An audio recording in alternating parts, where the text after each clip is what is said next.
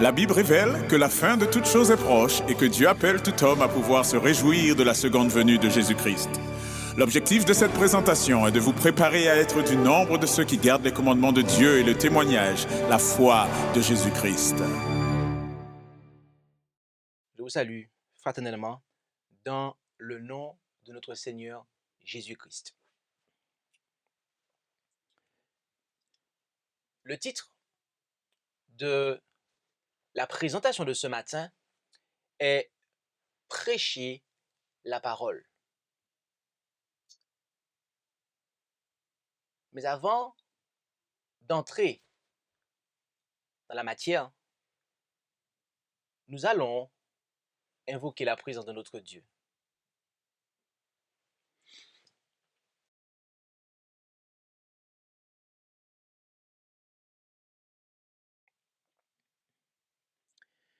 Notre Dieu, notre Père céleste, nous venons à toi en cet instant car nous aspirons à recevoir une bénédiction. Et cette bénédiction pourrait ne pas être celle à laquelle nous nous attendons. Mais Père, c'est toi qui sais ce qui est bon pour nous. Et ce, alors même que nous pourrions ne pas réaliser que cela est bon pour nous. Mais c'est toi qui sais véritablement ce qui est bon pour nous, car tu es notre Dieu, notre Créateur. Et c'est toi aussi qui es au-dessus de tous les esprits. Et tu connais, tu sais ce qu'il y a dans nos cœurs, dans nos esprits. Et tu sais comment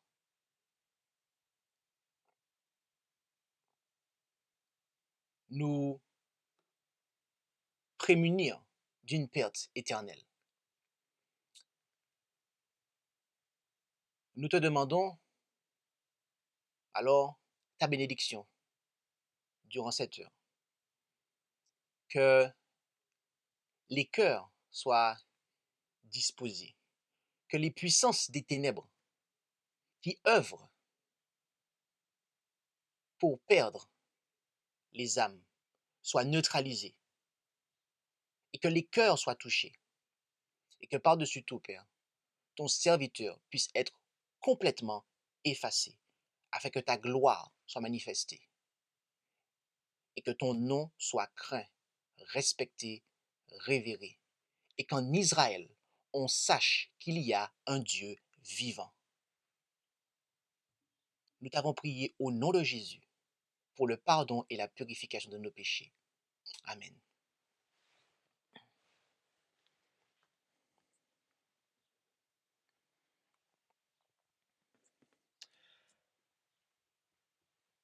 Le texte de base de cette présentation est 2 Timothée 4, verset 2, mais nous allons lire à partir du verset 1er jusqu'au verset 5,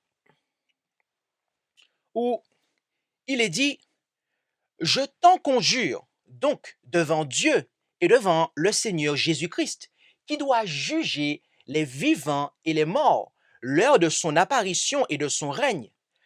Prêche la parole, insiste en temps et hors de temps, reprend, censure, exhorte en toute patience et en instruisant. Car il viendra un temps où les hommes ne souffriront point la saine doctrine, mais où, désireux d'entendre des choses agréables, ils s'amasseront des docteurs selon leur convoitise et fermeront l'oreille à la vérité et se tourneront vers des fables. Mais toi, sois vigilant en toutes choses, endure les afflictions, fais l'œuvre d'un évangéliste, remplis complètement ton ministère. »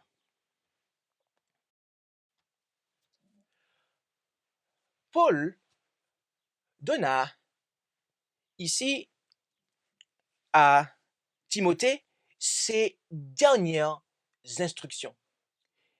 Il donna ses dernières instructions à son jeune collègue, Timothée. Il lui demanda au verset 2 de prêcher la parole, d'insister en temps et hors de temps, ou dans la version Louis II, en toute occasion favorable ou non. Mais en temps et hors de temps est une signification qui est assez proche du texte original. Et aussi de reprendre, de censurer. Censurer ici a pour signification de désapprouver, de condamner en fait. Non pas les personnes, mais les comportements. D'exhorter en toute patience et en instruisant. Et cela rendrait complet son ministère d'évangéliste, lequel consiste à prêcher l'évangile. Ce qui n'a rien à voir avec le fait de prêcher des fables, en fait. Le message de l'évangéliste consiste en la prédication de la parole de Dieu. Il est le représentant de Dieu et délivre le message de Dieu. Il prêche la saine doctrine et pas des théories sensationnelles pour attirer l'attention ou les suppositions fantaisistes afin de satisfaire des curiosités oiseuses. Et pourquoi? Pourquoi devait-il prêcher la parole en temps et hors de temps? Reprendre, censurer et exhorter? Tout simplement car à partir du verset 3, s'il tarde à le faire, il serait alors trop tard. Étant donné que viendra un temps où les hommes ne souffriront point la saine doctrine, mais où, désireux d'entendre des choses agréables, ils s'amasseront des docteurs selon leur convoitise et fermeront l'oreille à la vérité et se tourneront vers des fables. Or, à la lumière du verset 1, les prédicateurs, et nous comprenons que les prédicateurs qui auront laissé des âmes s'égarer faute de reproches, de censure et d'exhortation seront, tout comme les âmes qu'ils auront eux-mêmes égarées, trouvées trop légers lors du jugement et donc perdues pour l'éternité. C'est ce que nous confirme la messagerie du Seigneur dans The Review and Herald, September 28, 1897, paragraphe 9. Paul mentionne certains ministres qui tordent les Écritures, mais quand ils comparaîtront devant le juge de toute la terre pour répondre de leurs œuvres, ils souhaiteront n'avoir jamais manié la parole de Dieu de manière trompeuse. Les fidèles ministres du Seigneur suivront l'injonction donnée à Timothée. Insiste en temps et hors de temps. Ils saisiront les opportunités en temps à leur rendez-vous et hors de temps lorsqu'ils seront dans des lieux privés au bord du chemin ou dans des familles où ils se rendront. Notez ici l'application que la messagère fait de temps et hors de temps. Autrement dit, lorsqu'on a prévu de le faire, mais aussi lorsque cela n'a pas été prévu qu'on le fasse.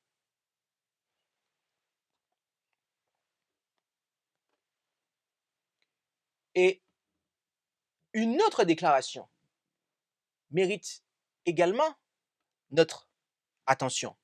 C'est celle qui se trouve dans Sketches from the Life of Paul à la page 320, paragraphe 3. Cette charge solennelle envers un homme aussi zélé et fidèle que Timothée est un témoignage catégorique de la grande importance et de la responsabilité du ministre évangélique.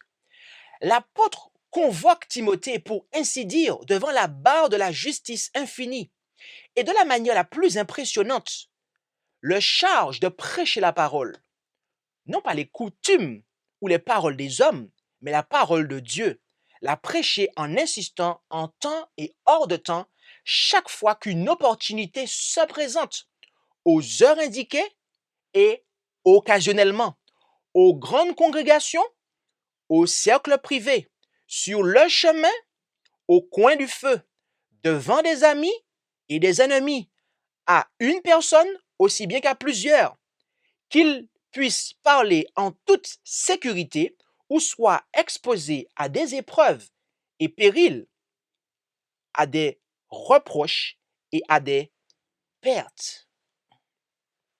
Et si vous parlez l'anglais, nous vous invitons à comparer et à lire aussi à Manuscript 3 de l'année 1887, paragraphe 2.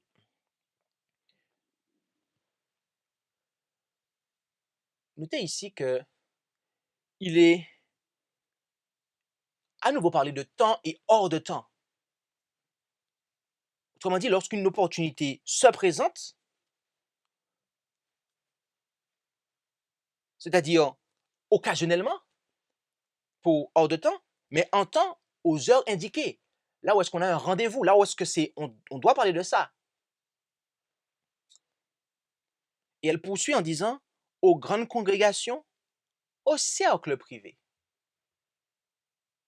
Lorsqu'il y a du monde, lorsqu'on est en public. Et la suite nous le montre, à une personne aussi bien qu'à plusieurs.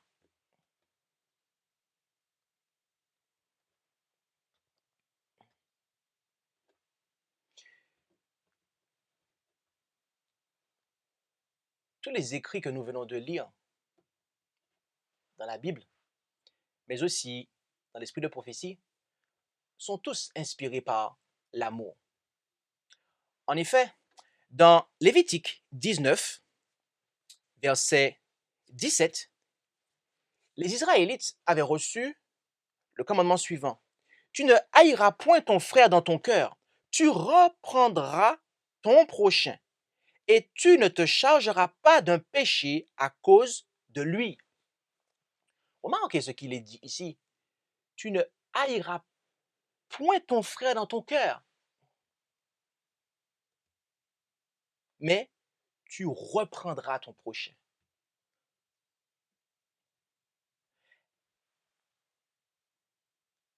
L'expression de l'amour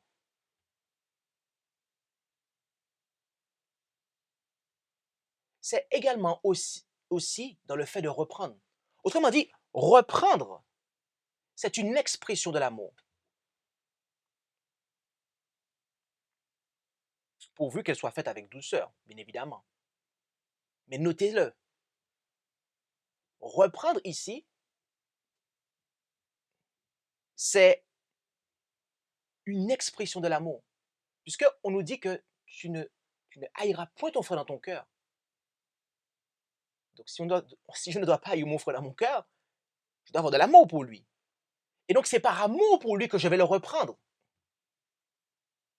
Cela nous fait penser, et vous en conviendrez, au message que Christ adresse à la Odyssée, et donc du zèle et repens-toi. Moi je châtie et je reprends tout ce que j'aime. Aie donc du zèle et repens-toi. C'est le même esprit, mes amis.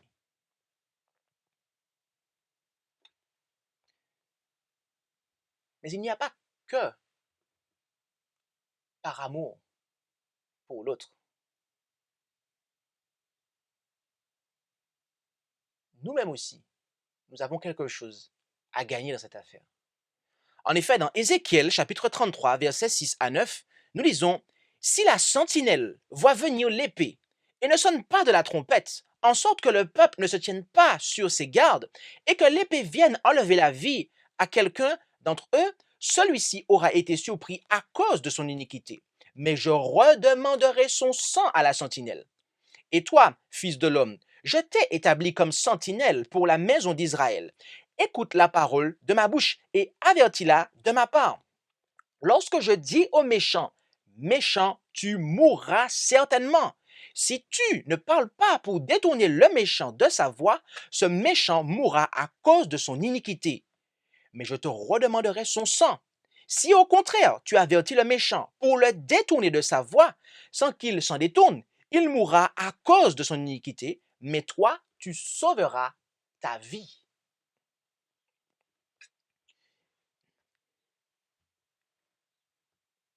Les sentinelles sont des ouvriers qui sont postés sur la muraille d'une ville et qui font le guet, c'est-à-dire qu'ils regardent à l'horizon de manière à pouvoir avertir ceux qui sont dans la ville.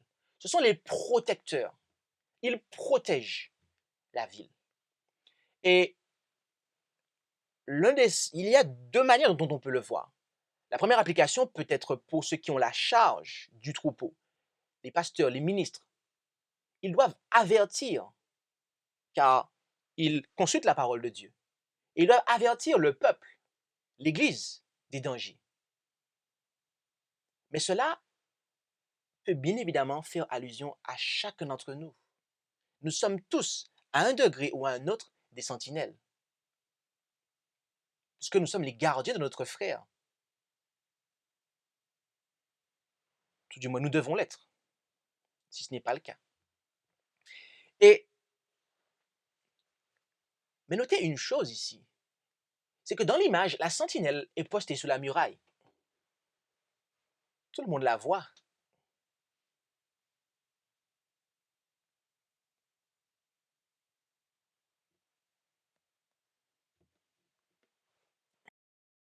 Il y a un temps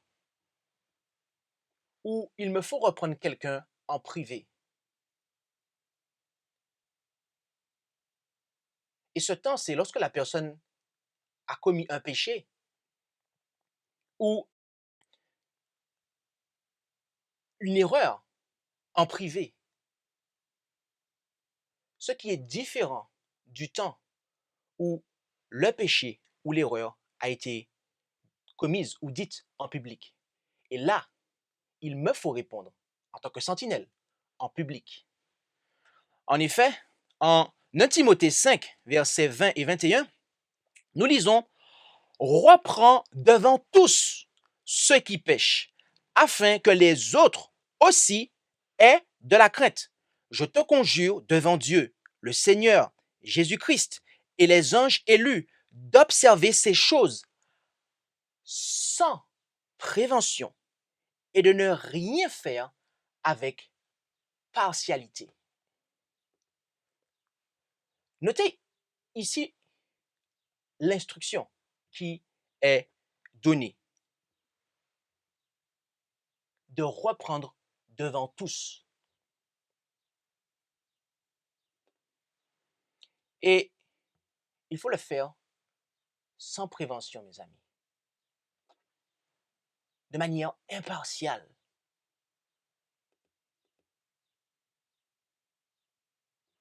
Le faire dans la justice. Et ce, dans un esprit de douceur et d'amour, pour sauver l'âme du prochain. Mais il faut le faire en public, quand cela nécessite que cela soit fait en public, parce que c'est ce que Dieu demande. Et Paul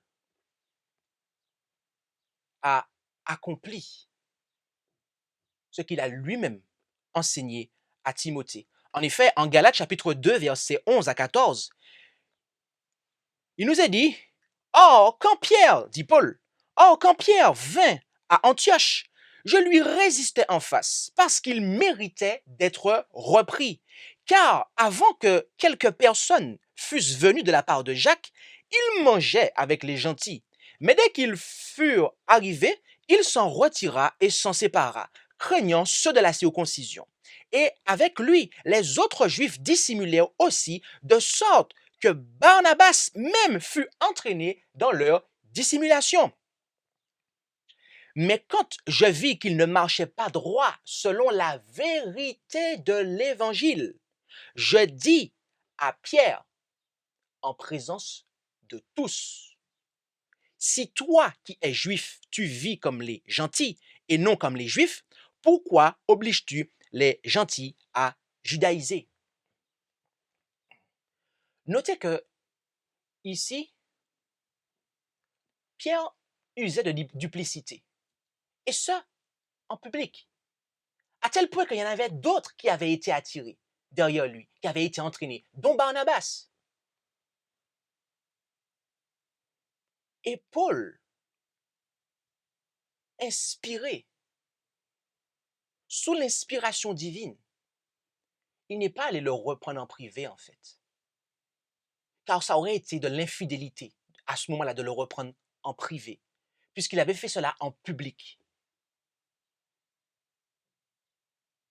Il l'a repris en public, de manière à ce que les autres, comme dit le Seigneur, puissent éprouver de la crainte.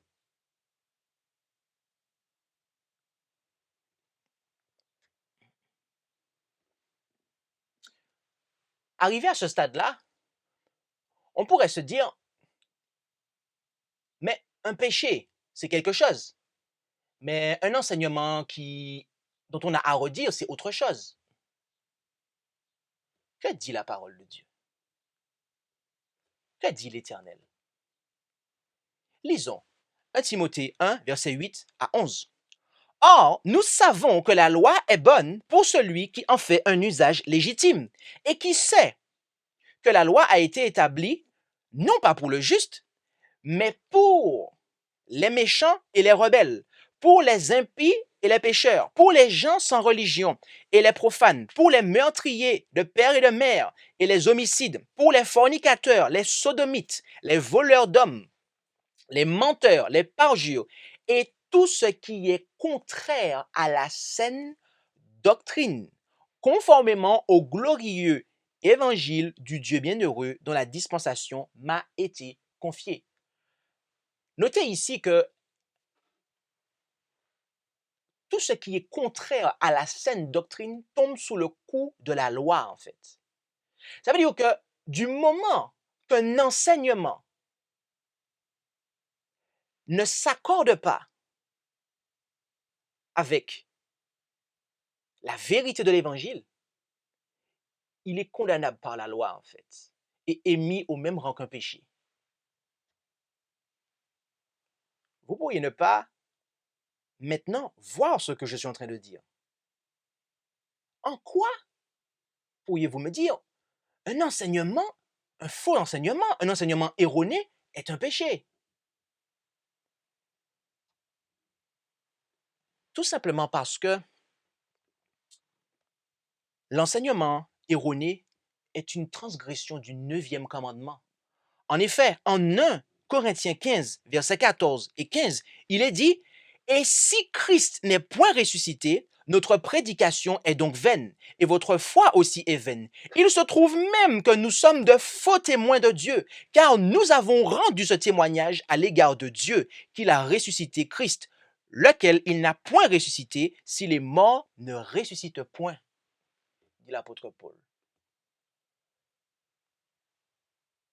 Le faux enseignement, l'hérésie, les fausses doctrines, qu'elles soient libérales ou fanatiques, sont des faux témoignages. Et dites en public, elles doivent être reprises en public. Et les serviteurs de Dieu le feront sans ménagement, en toute douceur et avec impartialité. Car il faut que Dieu soit reconnu vrai, quitte à ce que les hommes soient reconnus menteurs. Nous est-il dit en Romains 3, verset 4. Lisons. « Mais que Dieu soit reconnu véritable et tout homme menteur. » C'est pour que Dieu soit reconnu véritable, je dois être reconnu menteur, qu'il en soit ainsi. Si je me trompe à un endroit, qu'on me reprenne en public, de manière à ce que Dieu soit reconnu véritable et qu'il n'y ait personne qui soit égaré.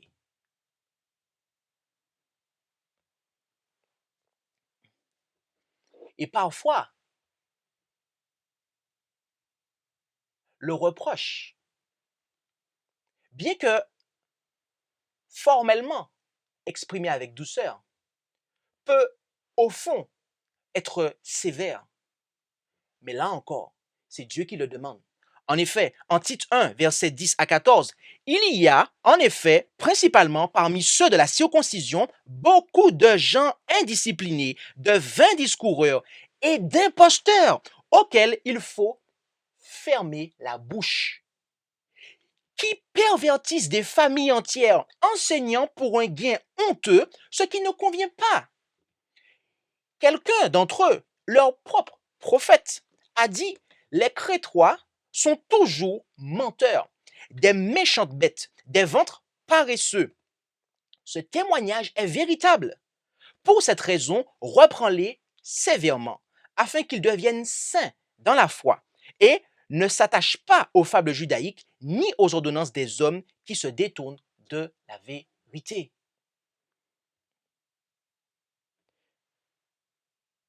Ces paroles, mes amis, sont dures à entendre. Elles sont dures à entendre. Et pourtant, il nous est dit que le témoignage est véritable. C'est la vérité. Et la vérité, bien que dure à entendre, doit être annoncée, mes amis.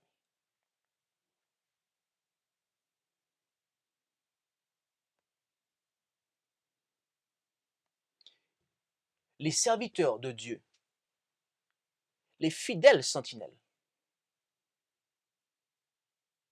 les gardiens du troupeau doivent fermer la bouche à ceux qui sont indisciplinés,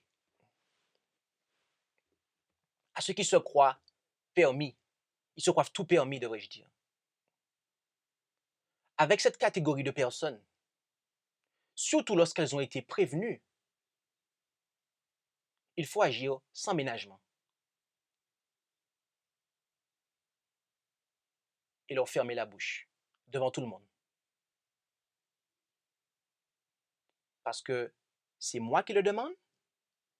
Non. Ainsi parle l'Éternel. Ainsi parle l'Éternel.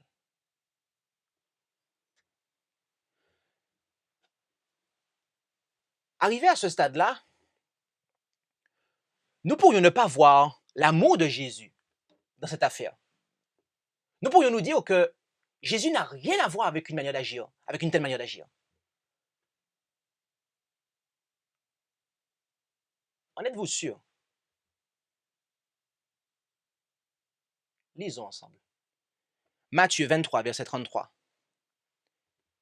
Jésus déclara: serpent, race de vipères, comment éviterez-vous le châtiment de la géhenne? À qui a-t-il déclaré ça? À des pharisiens hypocrites. Jésus les a repris sévèrement, sans ménagement, sans partialité, devant tous, et il leur a dit les choses. Jésus, le Fils de Dieu, celui qui a dit à la femme: va et ne pêche plus, a repris sévèrement des imposteurs, des hypocrites. Il y a un temps, mes amis, où le fond de notre pensée doit s'exprimer avec des paroles tendres, mais aussi un temps où le fond de notre pensée, qui, je précise, doit être la pensée de Dieu, très précisément, doit s'exprimer avec des paroles sévères.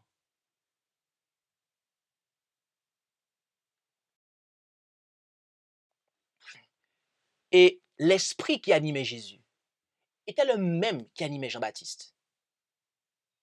En effet, en Matthieu 3, versets 6 à 8, nous lisons: et ils étaient baptisés par lui dans le Jourdain en confessant leurs péchés. Mais quand il vit venir à son baptême plusieurs des pharisiens et des sadducéens, il leur dit: race de vipères, qui vous a appris à fuir la colère à venir? Produisez donc des fruits convenables à la repentance. Que se passait-il? Que s'est-il passé à ce moment-là pour que Jean-Baptiste puisse dire une telle chose? Lisons ensemble un témoignage inspiré que l'on trouve dans un ouvrage intitulé Jésus-Christ, page 86, paragraphe 1 à 3.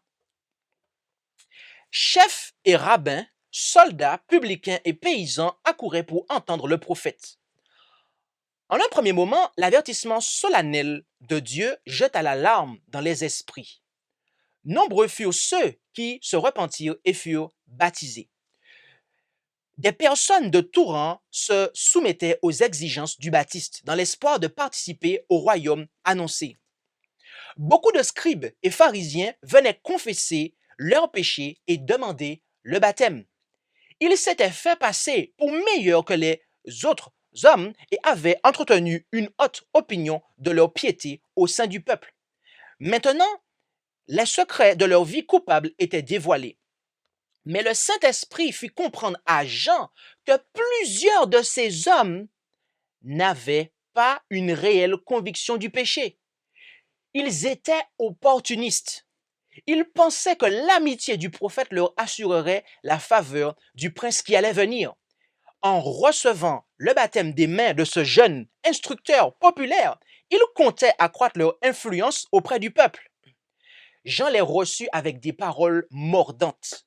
Race de vipères, qui vous a appris à fuir la colère à venir? Produisez donc du fruit digne de la repentance et n'imaginez pas pouvoir dire en vous-même: nous avons Abraham pour père, car je vous déclare que de ces pierres, Dieu peut susciter des enfants d'Abraham. Notez ici que il y avait de ceux qui avaient été hautains, orgueilleux.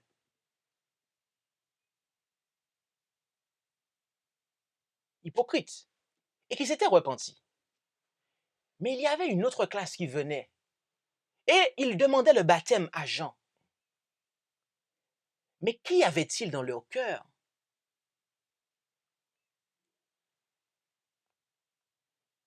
Reprenons. Ils étaient opportunistes, est-il dit. Ils pensaient que l'amitié du prophète leur assurerait la faveur du prince qui allait venir. En recevant le baptême des mains de ce jeune instructeur populaire, ils comptaient accroître leur influence auprès du peuple. Autrement dit, en fait, ils demandaient le baptême tout simplement pour avoir une influence auprès du peuple. Mais leur démarche n'était pas pure. Leur cœur était impur, rempli de méchanceté, de mensonges, de médisance.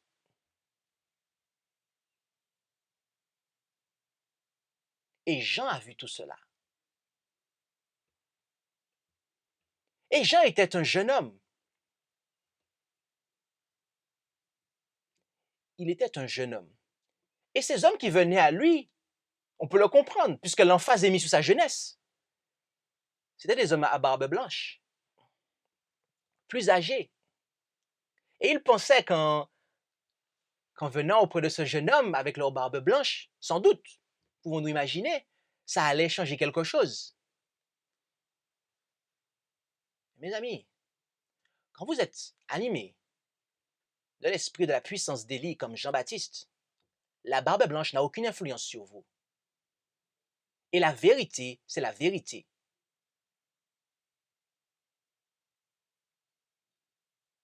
Race de vipères, qui vous a appris à fuir la colère à venir?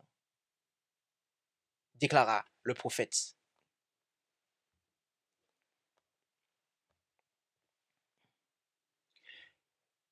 J'aimerais que nous puissions considérer un témoignage qui cadre avec notre propos. Témoignage pour l'Église, volume 1, page 382, paragraphe 1 à 396, paragraphe 1. L'apôtre Paul dit clairement que les expériences des Israélites dans le désert nous ont été rapportées pour notre instruction à nous qui sommes parvenus à la fin des siècles. 1 Corinthiens 10, verset 11. Nous ne pensons pas que les risques que nous courons sont moindres que ceux des Hébreux. Au contraire, nous serons tentés d'être jaloux de nos frères et de murmurer contre eux. Il y aura aussi des révoltes ouvertes, comme il y en eut dans le peuple d'Israël. Il existera toujours une tendance à se rebeller contre ceux qui dénoncent au peuple de Dieu ses péchés. C'est tout? Non, elle dit aussi ses erreurs. Faut-il alors que ceux-ci se taisent? Si c'était le cas, notre situation ne serait pas meilleure que celle des nombreuses dénominations où l'on a peur de toucher du doigt les erreurs et les péchés répandus parmi les fidèles. Je vais m'arrêter ici parce que, comme j'aime à dire, il y a de la nourriture là pour nous.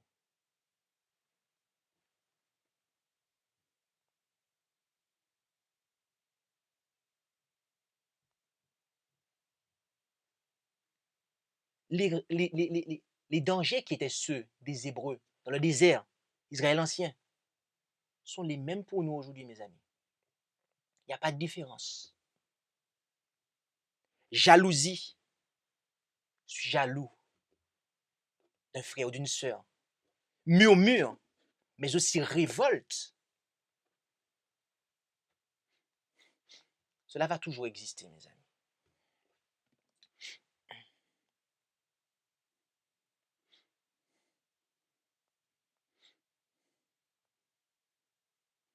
Et il existera toujours des gens qui seront mécontents parce qu'il y aura un Élie, un Jean-Baptiste dans le camp pour dénoncer les choses.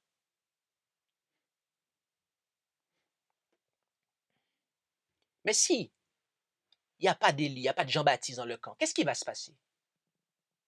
Ça va être comme les autres dénominations. Or, les autres dénominations sont quoi, d'après la prophétie? Babylone. Babylone. S'il n'y a pas de Jean-Baptiste dans le camp, c'est la corruption, mes amis.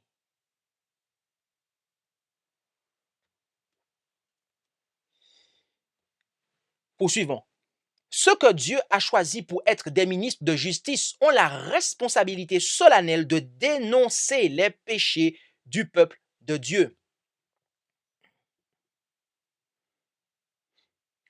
Paul recommandait à Tite, dit ces choses, exhorte et reprend avec une pleine autorité, que personne ne te méprise. Tite 2, verset 15.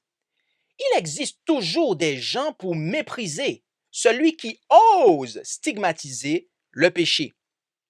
Mais il y a des circonstances où celui-ci doit être dénoncé. Paul conseille à Tite de reprendre sévèrement une certaine catégorie de fidèles, afin qu'ils aient une foi solide. Et j'aimerais m'arrêter ici. Notez l'objectif. Ce n'est pas d'écraser la personne, puisque ce n'est pas l'individu qu'on dénonce, mais c'est de montrer le péché pour que la personne puisse réaliser que ça, c'est condamné par Dieu, en fait, de manière à ce qu'elle puisse se repentir et revenir. Si cela n'est pas fait, lorsque cela mérite d'être fait, eh bien alors, on conduit la personne à sa perte. On l'encourage dans sa rébellion, dans ses murmures, dans son péché. C'est pour le bien de la personne. Poursuivons.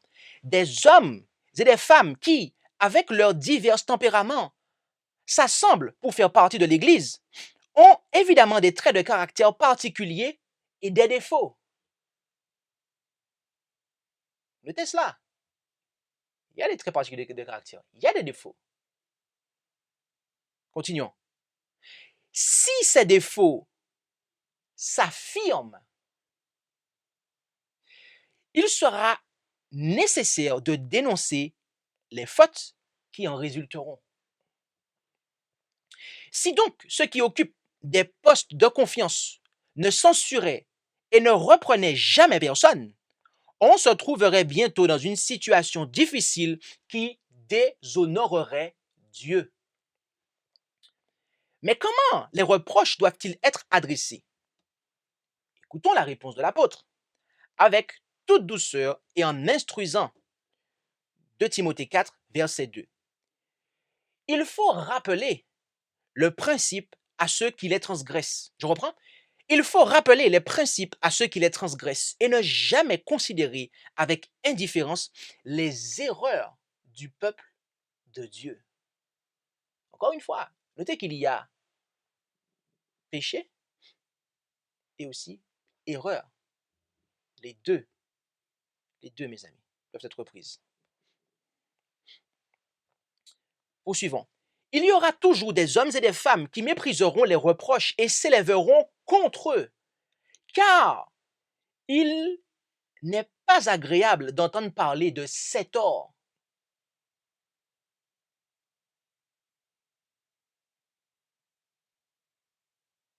Je vais m'arrêter ici. Vous poser une question. Cela voudrait-il dire que ceux qui n'apprécient pas les prédications où on dénonce la vérité seraient concernés par les prédications?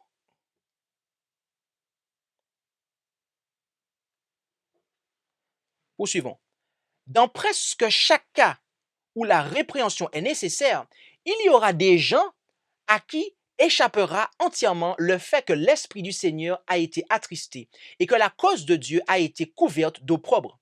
Ces gens s'apitoient sur le sort de ceux qui ont mérité d'être repris parce que les sentiments intimes ont été froissés. Notez, il y en a qui vont s'apitoyer sur le sort de ceux qui ont été repris. Ah, il a été repris devant tout le monde. Ah, il a été repris. Ah, le pasteur était trop dur avec lui. Donc, du coup, le frère s'est retiré. C'est pas bien, pasteur. Tu t'es trompé. Repends-toi, pasteur. Repends-toi. Poursuivons la lecture. Mais il s'agit d'une sympathie non sanctifiée et qui fait partager aux sympathisants la culpabilité en question. Tous ceux qui sympathisent avec celui qui a été repris en public sont aussi coupables que lui, dit l'esprit de prophétie.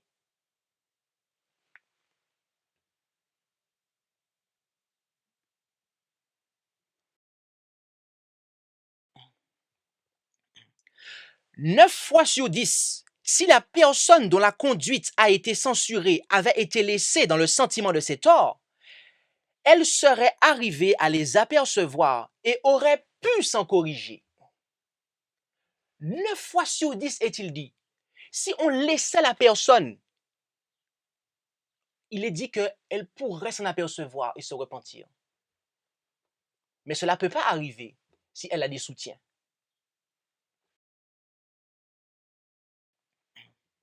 Des gens qui la soutiennent dans son erreur. Mais des gens au caractère non sanctifié se sont interposés. Donc les gens qui s'interposent sont des gens au caractère non sanctifié. D'accord. Ils ont mal interprété les intentions de l'auteur de la censure et la nature même de cette censure. En sympathisant avec le coupable, ils l'amènent à croire qu'il a été en réalité abusé. Et ainsi, ils se révoltent contre celui qui n'a pas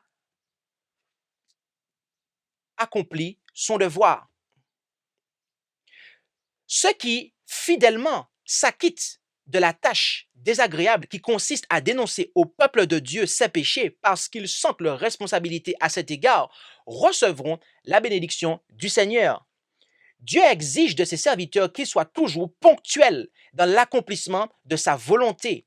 L'apôtre écrit à Timothée en lui parlant des devoirs de sa charge, prêche la parole, insiste en toute occasion, favorable ou non, reprend, censure, exhorte avec toute douceur et en instruisant.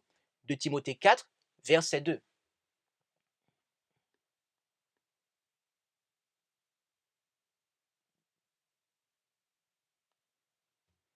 Lorsque quelqu'un a été repris en public pour un péché ou une erreur, et que cela a été fait en toute douceur, et qu'il n'y a rien à redire sur la douceur de la reprise. Mais que ce qui pose problème, c'est qu'on ait repris la personne en public. Ceux qui doivent se remettre en question dans ce cas sont l'auteur du péché ou de l'erreur et ses sympathisants, et non le censeur, non celui qui a repris. Pourquoi? Parce que ainsi parle l'Éternel. Ainsi parle l'Éternel. Il est écrit. Tout ce qui s'oppose à ça vient de Satan. Les Hébreux n'étaient pas disposés à obéir aux ordres et à respecter les interdictions du Seigneur. Ils voulaient tout simplement suivre leur propre voie, aller où les conduisait leur propre volonté et n'être soumis qu'au contrôle de leur jugement personnel. S'ils avaient pu agir à leur guise, ils ne se seraient jamais plaints de Moïse, mais ils supportaient mal la contrainte.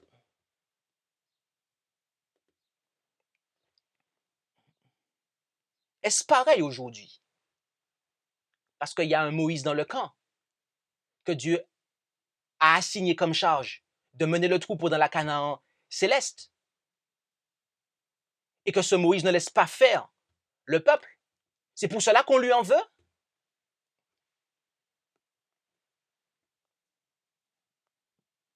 Quand on est comme ça, c'est qu'on ne supporte pas la contrainte.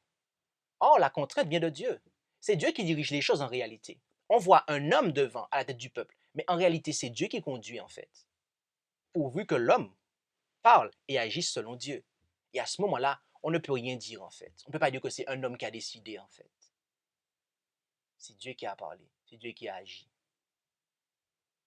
C'est pour ça qu'ils ont péché contre le Fils de Dieu qui était dans la colonne lorsqu'il se rebellait contre Moïse en fait. Dieu voudrait que son peuple soit discipliné, uni dans l'action et dans la façon de comprendre les choses et de juger. Voilà quel est le désir de Dieu. Il veut que son peuple soit discipliné. Première chose, la discipline. Dans le peuple de Dieu, dans l'Église de Dieu, il y a une organisation qui n'est pas basée sur le manuel d'Église, de la conférence générale, mais sur la parole de Dieu, lesquelles sont appuyées et aussi parfois développées par l'esprit de prophétie. Il y a une discipline en fait. Il y a un ordre. Je ne fais pas ce que je veux. On doit être unis dans l'action et dans la façon de comprendre les choses et de juger. Nous devons avoir la même pensée, mes amis. Ça veut dire que même si je vais employer des mots différents, mais au final, la pensée que j'émets est la même. C'est ce que Dieu veut, mes amis. Or, parfois, nous entendons des gens dire, oui, mais tu peux penser comme ça, moi je pense comme ça, chacun a le droit de faire comme il veut et compagnie. Qui inspire ces gens-là à dire ça? Dites-moi, qui inspire ces gens-là à dire ça? L'Éternel, le Dieu vivant?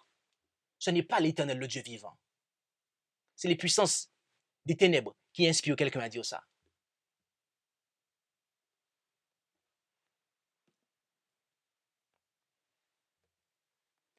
Mais pour en arriver là, il y a beaucoup à faire. Qu'est-ce qu'il faut faire? Qu'est-ce que quelqu'un qui parle comme ça,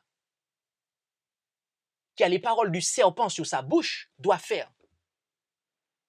Eh bien, la messagère dit, le cœur charnel doit être subjugué et transformé. Ça veut dire que je suis charnel en fait, et je ne suis pas encore régénéré en fait.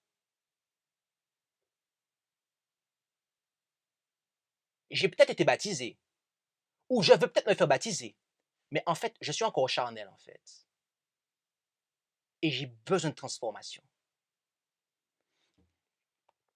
Il sera nécessaire de reprendre et d'exhorter, et dans certains cas, de le faire avec sévérité. Ce n'est pas tout le temps la sévérité, c'est dans certains cas. Et on a vu lesquels cas. Lorsqu'on a affaire à des imposteurs, des gens indisciplinés, il faut le faire avec sévérité.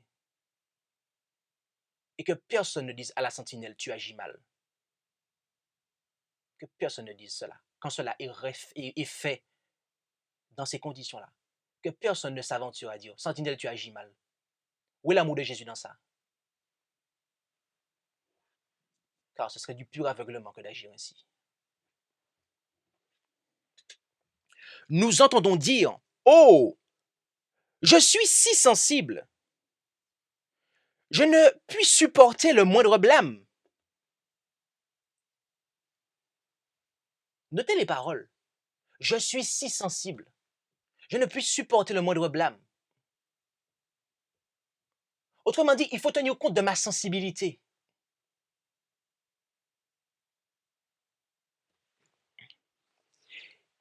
Si, poursuit-elle, ceux qui, patients, ainsi, voyaient clair en eux-mêmes, donc ceux qui ont dit cette phrase-là, oh, je suis sensible, ils diraient, j'aime tellement faire ma propre volonté, je suis si plein de suffisance et d'orgueil que je ne supporte pas que l'on me fasse la moindre suggestion. Je ne veux pas être repris. Je réclame le droit d'exercer indépendamment mon jugement. Je crois et je dis ce qui me plaît.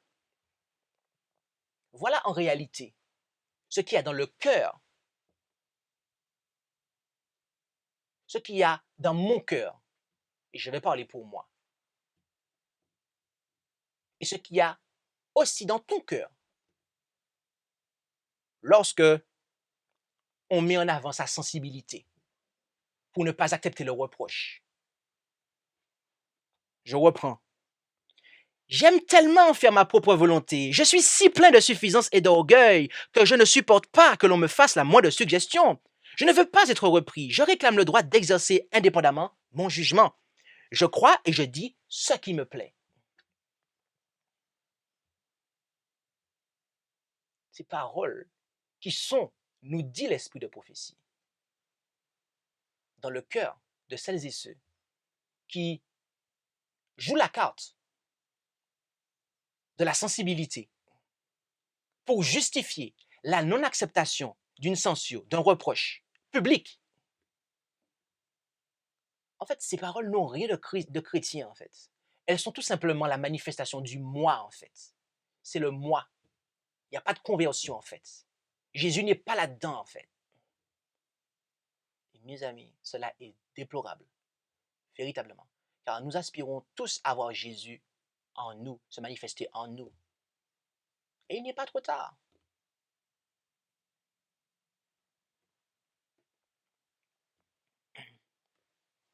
Le Seigneur ne veut pas que nous perdions toute personnalité. Mais un homme est-il en mesure de juger jusqu'à quel point il peut conserver son indépendance?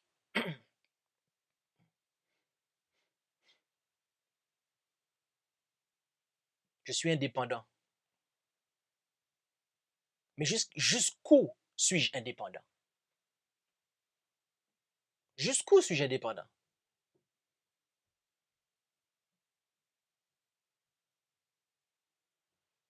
N'oubliez pas que Dieu a une église sur terre.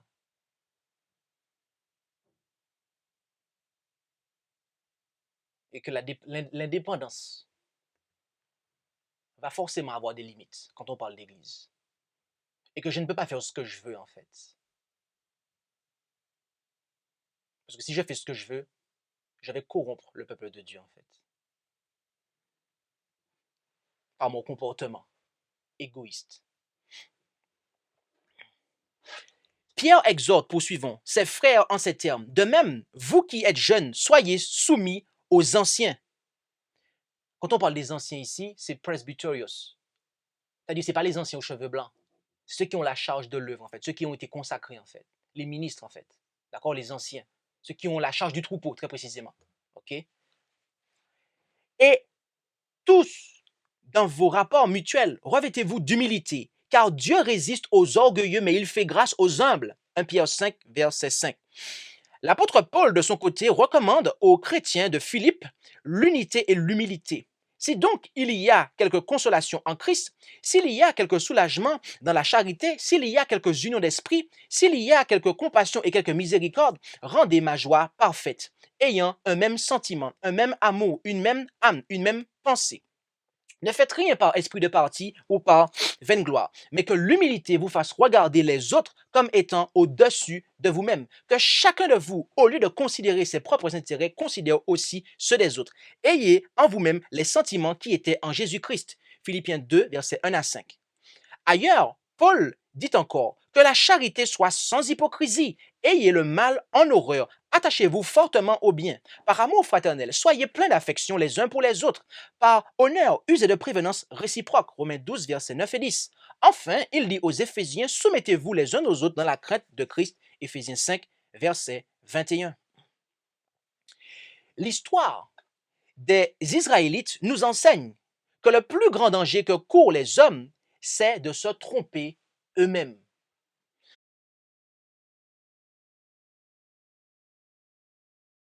Bien des gens ne comprennent pas qu'ils sont pécheurs par nature et ont besoin de recevoir la grâce du pardon. Ils marchent dans les ténèbres, sujets aux tentations et exposés à la plus grande des désillusions. Ils sont loin de Dieu, mais très satisfaits d'eux-mêmes, alors que leur conduite est odieuse aux yeux du Seigneur. De telles personnes s'opposeront toujours aux directives de l'Esprit de Dieu, et en particulier aux reproches. Quand on s'oppose aux reproches, c'est qu'on s'oppose à l'Esprit de Dieu. Quand ces reproches sont faits en bonne et due forme, conformément aux directives données par la parole de Dieu, que l'on sache en Israël que les individus qui se plaignent des reproches sont en train de s'opposer au Saint-Esprit de Dieu. Que Israël le sache aujourd'hui.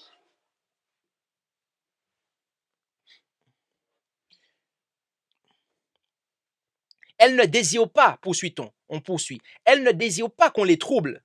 Parfois, elles sont saisies par des peurs égoïstes ou prennent de bonnes résolutions. L'angoisse s'empare d'elles. Elles en arrivent à certaines convictions, mais leur expérience religieuse n'est jamais très profonde, car elles n'ont pas bâti leur maison sur leur rocher des siècles. Pour de telles personnes, la lumière n'apparaîtra jamais comme une nécessité. Elles ne voient pas toute l'horreur du péché parce qu'elles ne marchent pas dans la lumière comme le Christ lui-même est dans la lumière. Arrêtons-nous ici. Parfois, est-il dit, elles sont saisies par des peurs. Les individus là qui s'opposent aux reproches et qui de ce fait s'opposent à l'œuvre de l'Esprit de Dieu. Mais ces peurs sont égoïstes en fait. Ces peurs sont égoïstes, dit l'esprit de prophétie. L'angoisse même s'empare d'elle. Et elle en arrive à certaines convictions. Mais que se passe-t-il dans ces cas-là? Eh bien, leur expérience religieuse n'est jamais très profonde. On peut avoir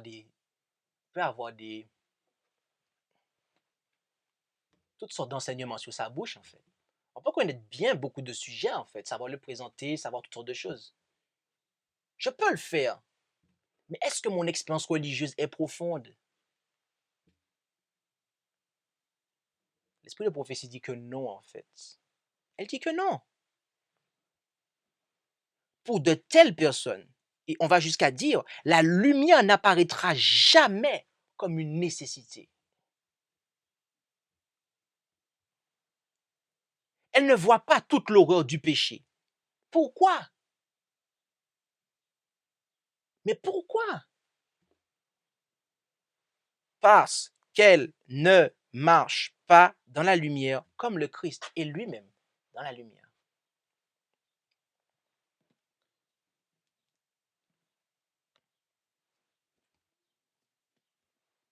Nous ne faisons que souligner, mes amis, ce que dit l'esprit de prophétie.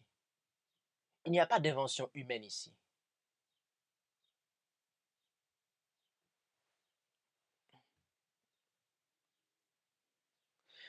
Poursuivons mon dernier paragraphe. Il y a une autre classe de gens qui ont été inondés de lumière et spécialement convaincus de la vérité de l'Évangile. Ils ont fait l'expérience authentique de l'œuvre du Saint-Esprit en eux. Mais les nombreuses tentations de Satan ont fini par avoir raison d'eux. Aussi n'apprécient-ils plus la lumière que Dieu leur a donnée et ne cèdent-ils plus aux avertissements et aux reproches de l'Esprit. Ils sont sous la condamnation, mais ne se soumettent pas au témoignage qui est porté contre eux. Qu'est-ce que ce dernier paragraphe veut dire? Tout simplement qu'il y en a de ceux qui ont été convaincus par la vérité de l'Évangile. Tout simplement comme c'est marqué. La lumière est arrivée sur eux. Ils ont été convaincus. Et ils ont même eu une expérience, vraiment. L'Esprit de Dieu a agi dans leur cœur à un moment. C'était vraiment sincère, authentique. Mais il y a eu des tentations. Il y a eu des tentations. Tentation de murmurer, de jalouser. Tentation de se révolter. Toutes sortes de choses qu'on pourrait mettre sur la table. Et l'ennemi a fini par avoir raison, en fait. L'ennemi a fini par avoir raison. Et donc, de ce fait, ils ne vont plus apprécier la lumière. Ils ne sont plus dans la joie, en fait, avec le peuple de Dieu.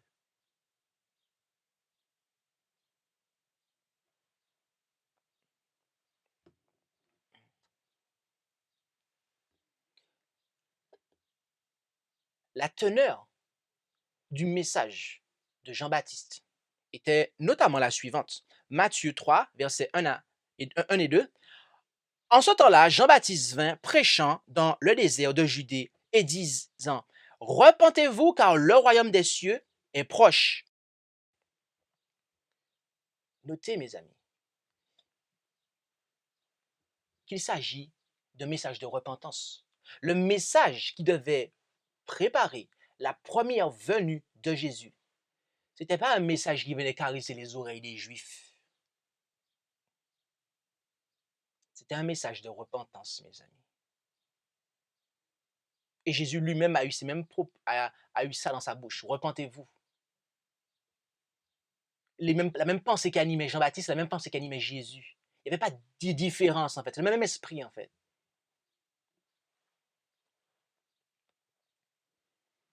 Et quel doit être, alors, d'après la prophétie biblique, le message devant préparer le peuple de Dieu avant le second retour de Jésus? Certains d'entre vous me diront le message des 3 anges. Et cette réponse est en partie vraie.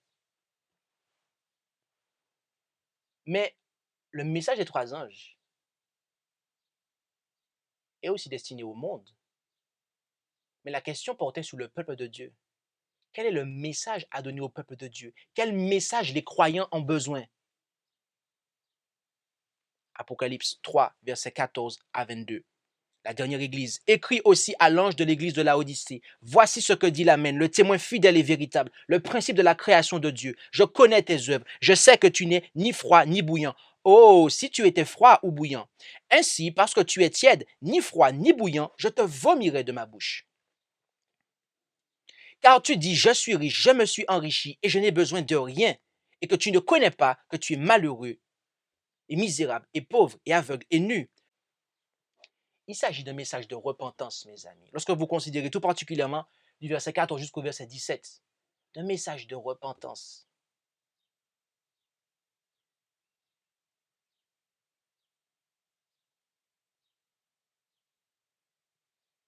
Certains pourraient avoir envie de vouloir entendre parler de Jésus.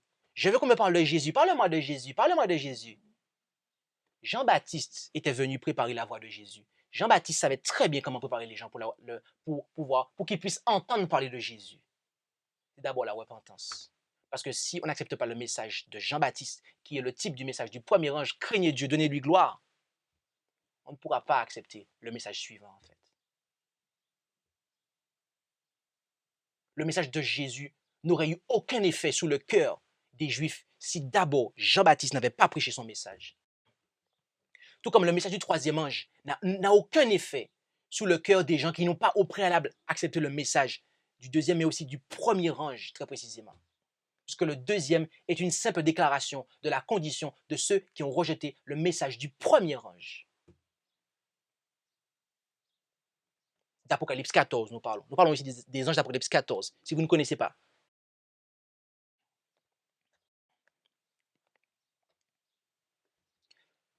La messagerie nous dit ce qui suit dans Témoignage pour l'Église, volume 1, page 374, paragraphe 1 à 3. Le message à l'Église de Laodicée est une terrible accusation portée contre le peuple de Dieu d'aujourd'hui. Et elle cite Apocalypse 3, versets 14 à 17. Le Seigneur montre ici que le message d'avertissement que ses serviteurs doivent transmettre à son peuple n'est pas un message de paix et de sûreté. Mes amis, le message à Laodicée qui est destiné au peuple de Dieu aujourd'hui. Cela a été écrit il y a environ plus d'un siècle. Il y a plus de siècle, elle a dit aujourd'hui.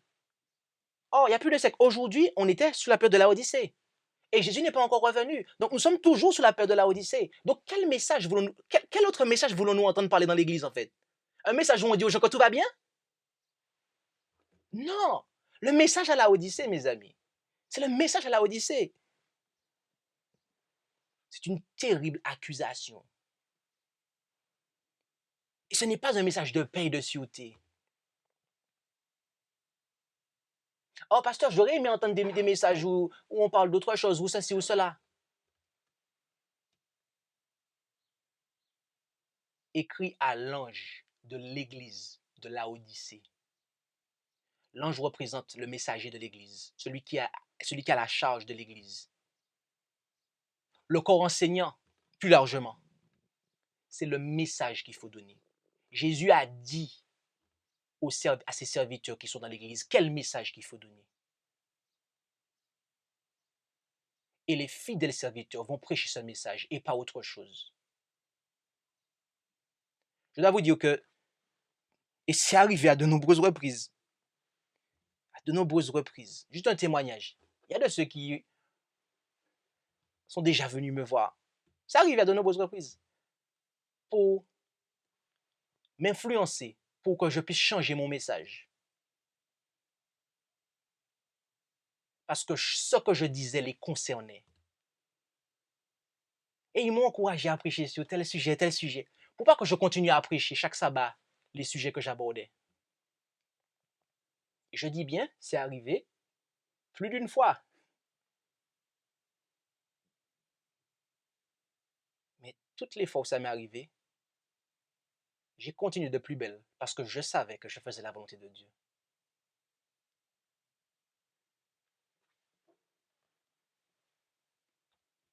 Ce n'est pas un message de paix et de sûreté, mes amis. La seule paix, la seule sûreté qu'il y a pour nous aujourd'hui, pour vous et pour moi, elle est où? En Jésus-Christ, mes amis. Amen. Elle est en Jésus-Christ. En Jésus-Christ, je suis en paix, je suis en sûreté. Mais hors de Jésus-Christ, dans le péché, dans mon orgueil, je ne suis pas en paix, je ne suis pas en sûreté et je ne dois pas m'attendre à ce que le pasteur me prêche des messages de paix et de sûreté.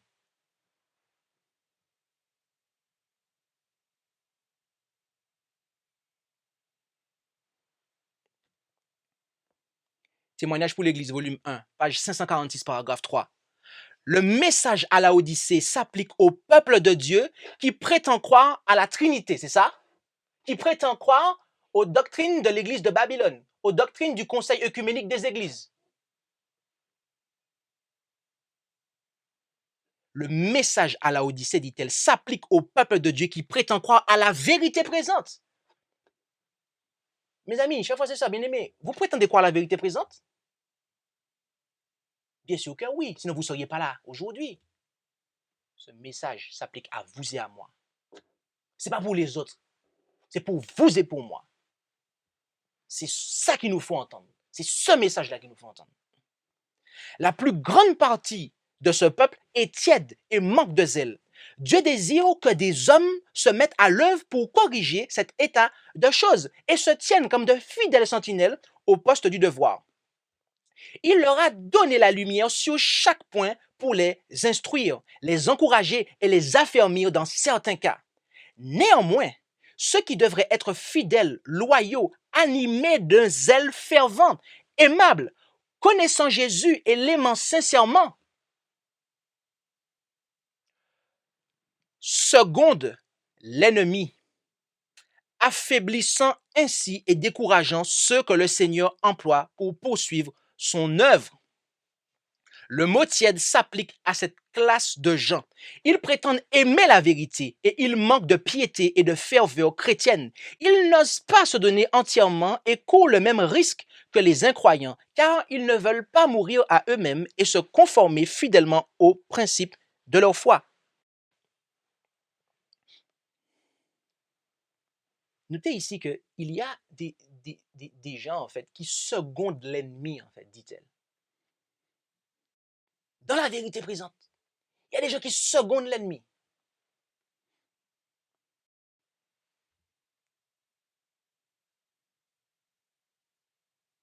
Pour affaiblir et décourager ceux que le Seigneur emploie pour poursuivre son œuvre. Mais il est dit, le mot tiède s'applique à cette classe de gens. Ils n'osent pas se donner entièrement.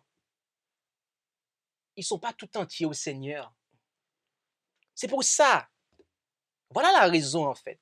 C'est que je ne me suis pas totalement abandonné au Seigneur.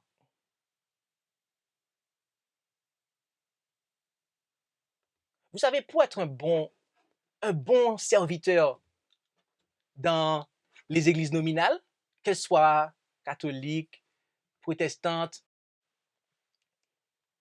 même adventistes, il faut savoir fermer sa bouche, en fait. Il faut savoir faire des compromis. Si tu fermes ta bouche, tu fais des compromis, tu dénonces pas le péché, tu laisses tranquille les autres, il n'y a pas de souci. Tu auras une belle promotion. Tu vas être nommé diacre ou ancien ou pasteur ou etc., etc.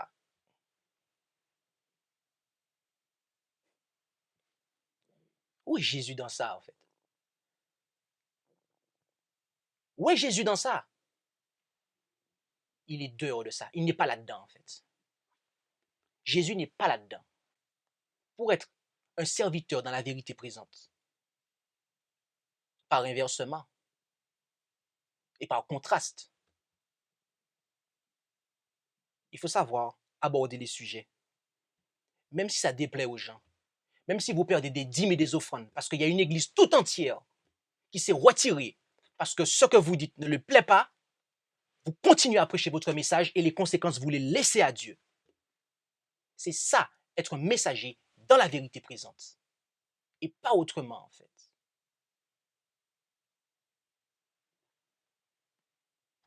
Dans la vérité présente, les serviteurs de Dieu ne sont pas là pour faire plaisir aux gens. Et je le dis.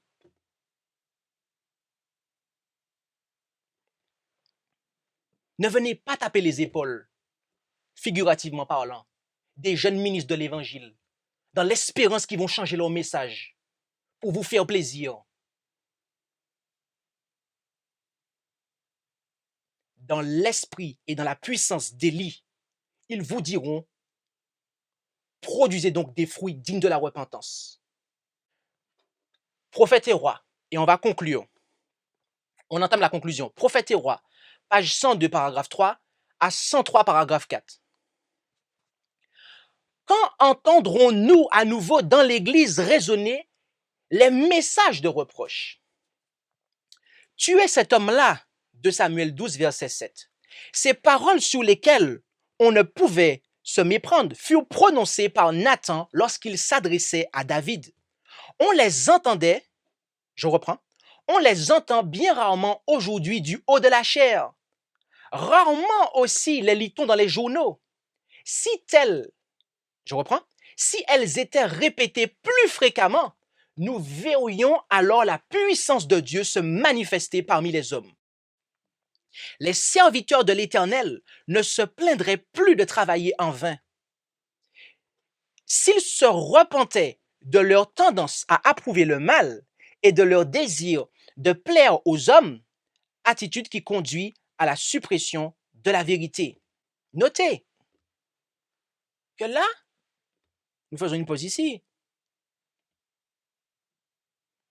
Mais l'esprit de prophétie fait un reproche ici. Parce qu'on entend rarement ces choses du haut de la chair. C'est que c'est public en fait. Et que ça concerne des gens. Ne venez pas dire qu'on est en train de faire des règlements de compte, en fait. C'est totalement hors sujet, en fait. Et les gens qui disent ça, en fait, ne sont pas inspirés de Dieu, en fait. Parce que le témoignage de Jésus dit que du haut de la chair, ça doit se faire. Il y en a que du haut de la chair, ils veulent caresser les oreilles des gens, prêcher des messages pour faire plaisir aux gens, en fait. De quel esprit êtes-vous animé quand vous dites ça? De quel esprit êtes-vous animé quand vous venez parler aux gens comme ça, en fait? Repentez-vous, mes amis. Repentons-nous si nous agissons comme ça, en fait. Ça n'a rien à voir avec l'Esprit de Dieu, cette affaire. Règlement de compte. Ah, oui, régler les comptes avec le Seigneur. La repentance, c'est ça le règlement de compte. Mais bien sûr, oui, amen. Là, on est d'accord. Poursuivons. Parce que si cela était répété plus fréquemment, combien de sabbats il y a dans le mois? 52 sabbats dans l'année. Combien de sabbats il y a dans l'année? 52 sabbats. Il y en a qui voudraient voir très peu de sabbats accordés à des prédications de ce genre, comme je prêche ce matin. Mais l'esprit de prophétie dit qu'il faut le faire plus fréquemment. Pourquoi? Parce que c'est là qu'on verra la puissance de Dieu se manifester, mes amis. Si vous caressez les gens dans leur péché et que vous ne dites rien, quand il y a l'erreur, l'apostasie qui arrive, il n'y a pas de puissance. Dieu n'est pas dans le camp. Israël est en danger.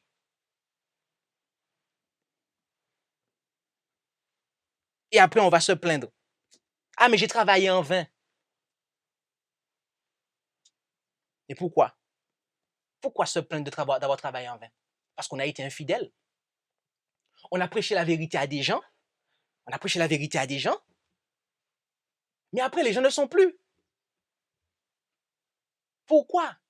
Parce qu'ils n'étaient pas vraiment convertis. On veut faire rentrer des gens dans l'église. Beaucoup de gens dans l'église. Ah, il faut venir, il faut venir. Mais combien d'entre eux sont réellement convertis? Après, ils partent. Et après, qu'est-ce qui se passe? On dit, ah, j'ai travaillé en vain, j'ai travaillé en vain. Mais si du haut de la chair, on entendait des messages comme ça souvent, les convertis, ils allaient rester dehors, en fait. Ils n'allaient pas rentrer en Israël. Ils n'allaient pas rentrer en Israël. C'est ça la vérité ici. C'est ça la vérité ici.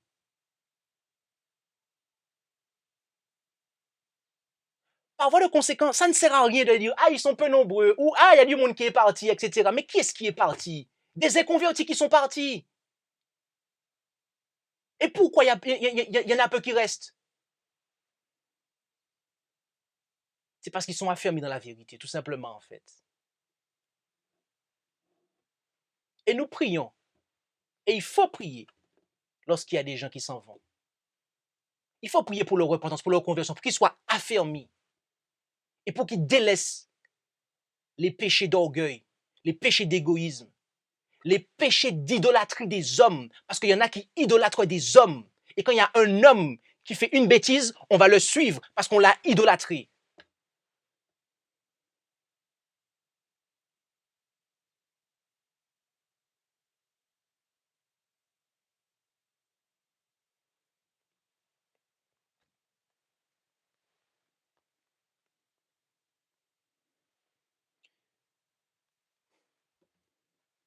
Poursuivons.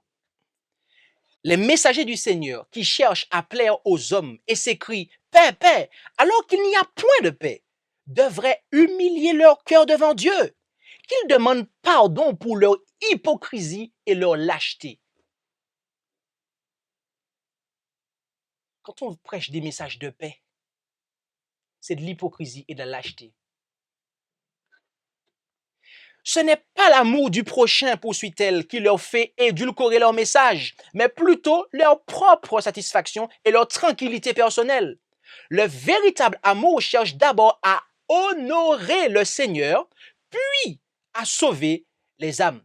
Je m'arrête ici. Bien souvent, c'est le contraire qu'on veut faire. On parle de l'amour du prochain. Oui, mais il faut sauver le frère. Oui, mais il faut sauver la sœur. Oui, mais il faut sauver. Mais en fait, Dieu, il passe en second plan, en fait. Et on est prêt à faire tous les compromis possibles pour pouvoir sauver la personne. Mais en fait, Dieu, on n'en a rien à faire, en fait. Non, mes amis. D'abord, on est fidèle à Dieu. Et ensuite, on voit si on peut sauver la personne.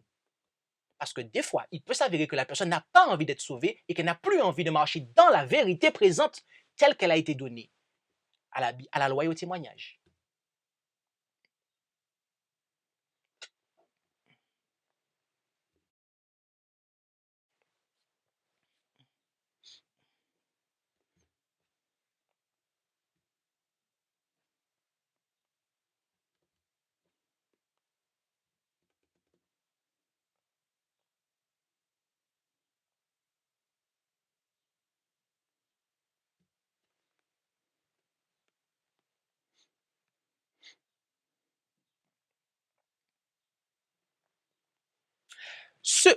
Poursuivons. Ceux qui possèdent cet amour n'éluderont pas la vérité pour éviter les conséquences désagréables des paroles trop franches qu'ils ont prononcées. En face des âmes qui se perdent, les ministres de la parole ne doivent pas penser à eux-mêmes, mais faire connaître aux pécheurs le message qui leur a été confié, se refusant à excuser ou à amoindrir le mal. Poursuivons. Si seulement tous les serviteurs de Dieu se rendaient compte du caractère sacré de leur tâche, comme Élie, ils feraient alors preuve de courage.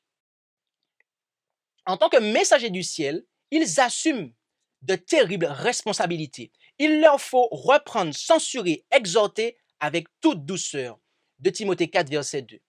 À la place du Christ, qu'ils gèrent comme de bons dispensateurs les mystères d'en haut, encouragent ceux qui sont fidèles, avertissent les infidèles. Les convenances mondaines ne sauraient les influencer. Les convenances mondaines ne sauraient les influencer.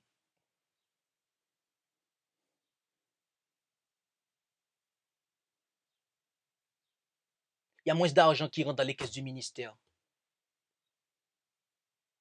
Oh, il y a telle et telle église qui a arrêté de donner la dîme. Ou il y a tel et tel frère ou soeur qui a arrêté de donner la dîme. Ça ne m'intéresse pas. C'est la vérité qui m'intéresse. Et si certains ont été choqués parce que la vérité a été prêchée, c'est que j'ai fait mon travail. Et oui. Si certains ne sont plus candidats au baptême parce que la vérité a été prêchée, ce n'est pas un problème, ce n'est pas un mauvais signe. C'est qu'elle n'est pas encore prête pour le baptême. C'est ça la vérité ici. C'est ça la vérité ici. C'est ça la vérité ici.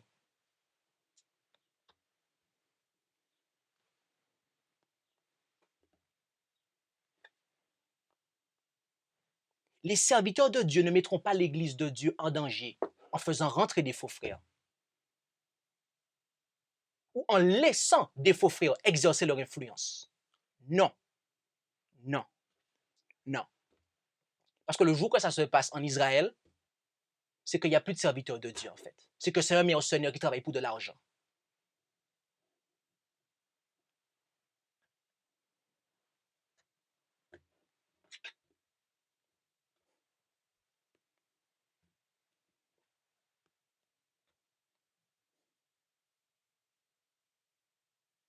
Qu'ils ne se détournent jamais du chemin tracé par Jésus. Jamais. Poursuivons. Qu'ils avancent avec foi et se souviennent qu'ils sont environnés d'une nuée de témoins.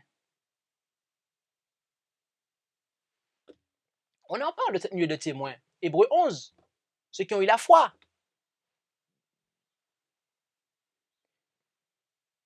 Qu'ils ne parlent pas de leur propre chef, mais délivrent le message que leur a confié celui dont la puissance est supérieure à celle de tous les potentats de la terre. Ce message doit être « Ainsi a dit l'Éternel ». C'est ça, mes amis, la seule créance du serviteur de Dieu. C'est que tout ce qu'il dit est basé sur la parole et l'esprit de prophétie. Et ceux qui sont devant et qui ne sont pas contents, ils ont la bouche fermée. C'est tout.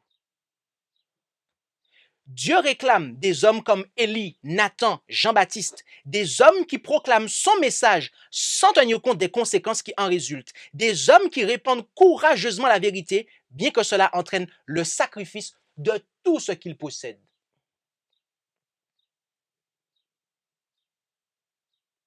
Combien avons-nous de serviteurs comme ça aujourd'hui? Combien avons-nous de serviteurs comme ça aujourd'hui? Je n'ai pas de réponse à vous apporter. C'est juste une question que je me pose et que je vous pose. Combien avons-nous d'hommes et de femmes comme ça aujourd'hui?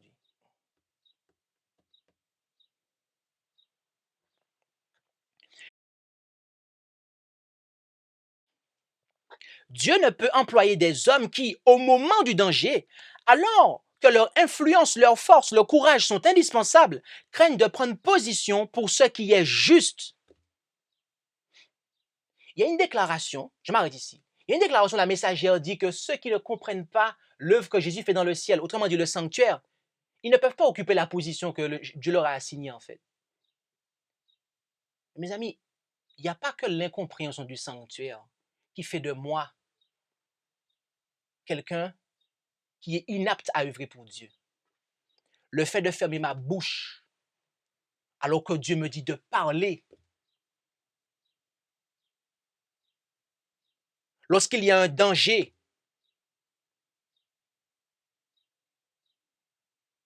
et que mon influence, ma force, mon courage est nécessaire, mais que je ne prends pas position. Tout ça pour sauvegarder des intérêts quelconques. Dieu ne peut pas. Dieu ne peut pas m'employer. Je ne peux pas être le serviteur de Dieu, mes amis. C'est pour cela que l'esprit qui nous a été donné, dit l'apôtre Paul à Timothée, ce n'est pas un esprit de timidité, mais un esprit de force.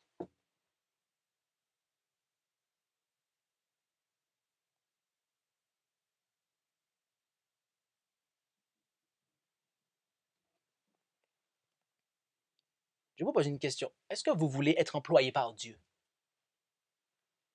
Est-ce que vous voulez être employé par Dieu? Si la réponse est oui, alors dites et faites la volonté de Dieu, quel qu'en soit le prix, et laissez Dieu s'occuper de votre vie, des conséquences, de votre argent, de votre réputation, de tout ce qui va suivre. Laissez Dieu s'occuper de ça, en fait. Ayez la foi, mes amis. Ayez la foi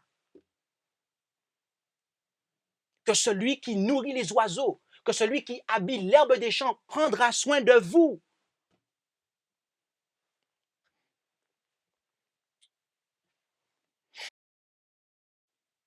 Il réclame des hommes qui luttent fidèlement contre le mal, contre les principautés et les puissances, contre les princes des ténèbres de ce monde, contre les esprits malins qui sont dans les lieux célestes. C'est à cela qu'il adressera un jour ces paroles. C'est bien, bon et fidèle serviteur. Entre dans la joie de ton maître. Matthieu 25, verset 23. C'est à cela, mes amis. C'est pas aux autres. C'est pas aux autres qui se sont tus alors qu'il fallait parler. Ceux-là seront mis dans la catégorie des serviteurs infidèles. En conclusion, quel était l'objectif du message de Jean-Baptiste, de son ministère, de son œuvre?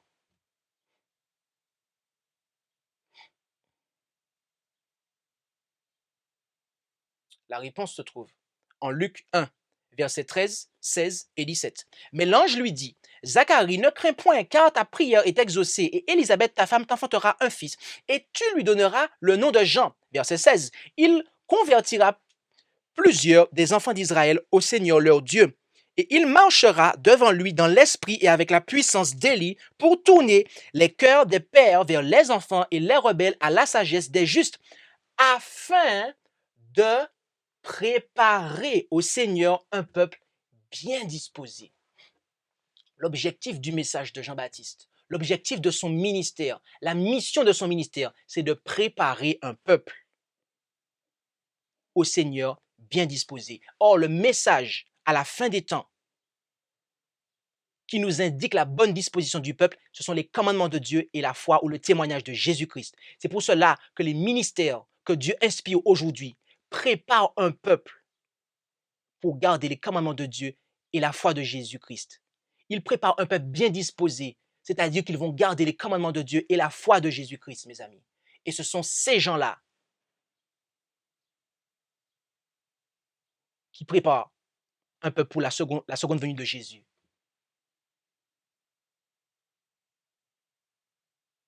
Et pour faire ça, mes amis, parce qu'il y en a qui vont le dire, oui, mais je prépare un peuple, moi aussi. Mais jamais tu n'ouvres ta bouche. Jamais on t'entend dénoncer quelque chose qu'il faut dénoncer.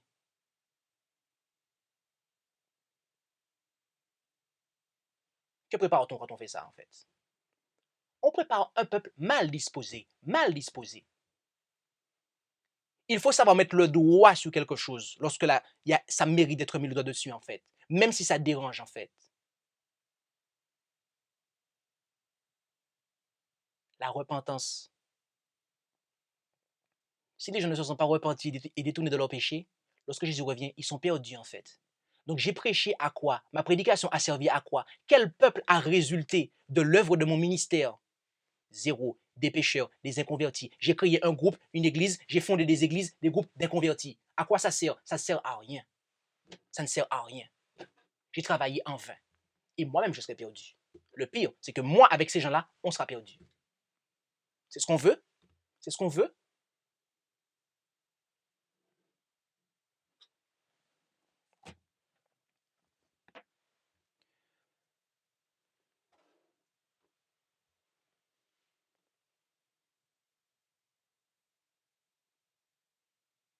Quand on commence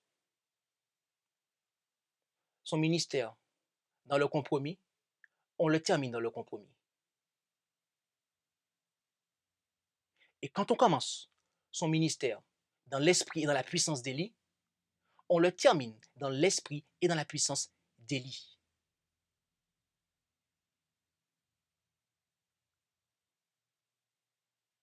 Par la grâce de Dieu. Et je prie, et je le remercie. Je ne suis pas rentré dans le ministère en fermant ma bouche, en faisant des compromis.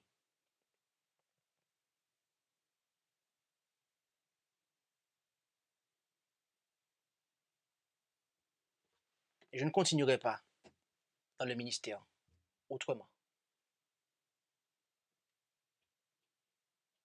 S'il y en a qui, en cours de route, sont choqués, c'est qu'ils ne veulent pas se repentir. S'ils désertent, s'ils partent, c'est parce que les messages qui sont des messages de vérité ont fait leur travail. Dieu dit que ma parole ne revient pas à moi sans avoir fait son effet. Quelle que soit ma réaction, quelle que soit ma décision, la parole de Dieu a fait son effet.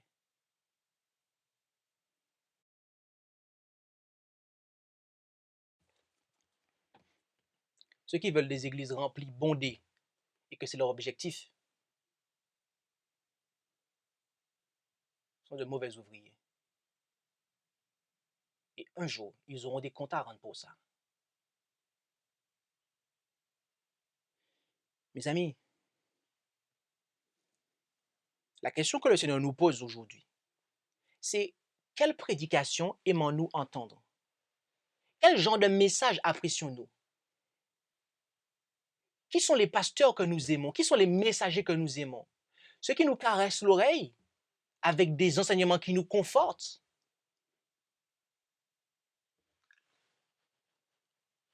Ou qui disent des choses, même quand ça dérange? Plaise à Dieu que nous puissions aimer la vérité. Plaise à Dieu, mes amis, que nous puissions accepter d'être repris, même en public, de manière à, au final, avoir une foi saine. Car l'objectif, c'est ça, en fait. L'objectif n'est pas d'écraser un individu, en fait. Mais l'objectif est de permettre à l'Esprit de Dieu, l'épée de l'Esprit qui est la parole de Dieu, d'arriver chez la personne comme une épée à double tranchant pour discerner les pensées de son cœur et la pousser à la conversion. C'est ça l'objectif, en fait. De manière à ce que cette personne puisse se séparer du péché et qu'elle puisse être à Jésus. Elle puisse être à Jésus. N'est-ce pas cela que nous voulons? N'est-ce pas être à Jésus? Moi, je le veux, mes amis. Et c'est ma prière pour vous et aussi pour moi.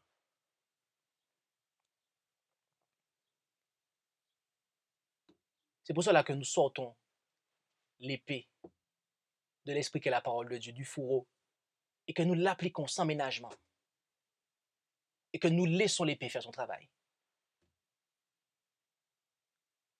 quand il le faut.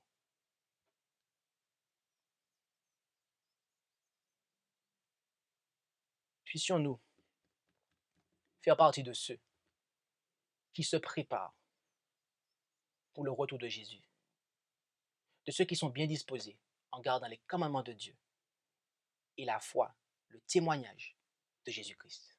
Amen. Je voudrais vous inviter à invoquer la présence du Seigneur par la prière et à vous prosterner là où c'est possible avec moi.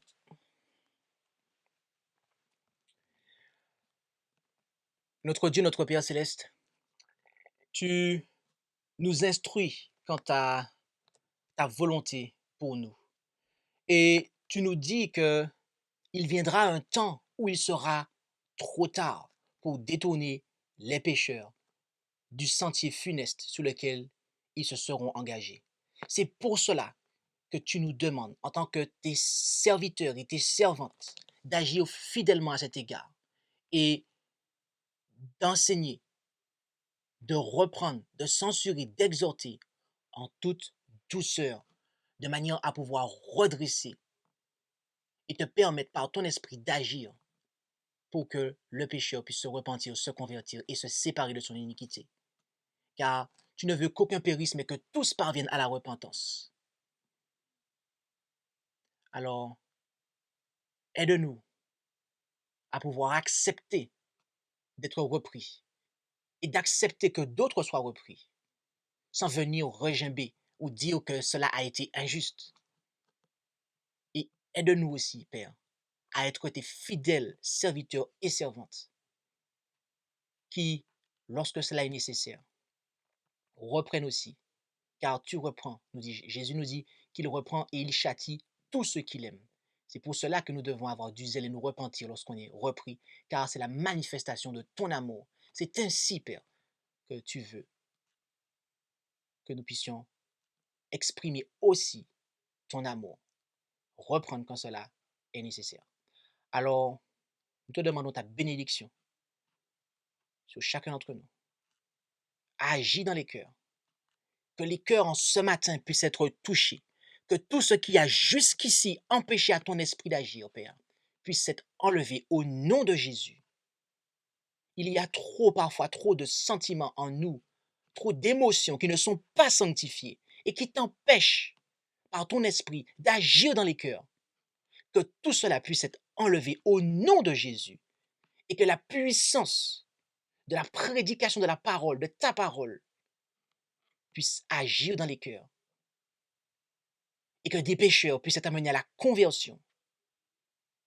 Même s'ils ne te confessent pas leurs péchés, même s'ils ne confessent pas leurs péchés aux autres, mais que dès maintenant, jusqu'à ce soir, après-demain, qu'ils rentrent en eux-mêmes, qu'ils s'examinent et qu'ils confessent et délaissent leurs péchés.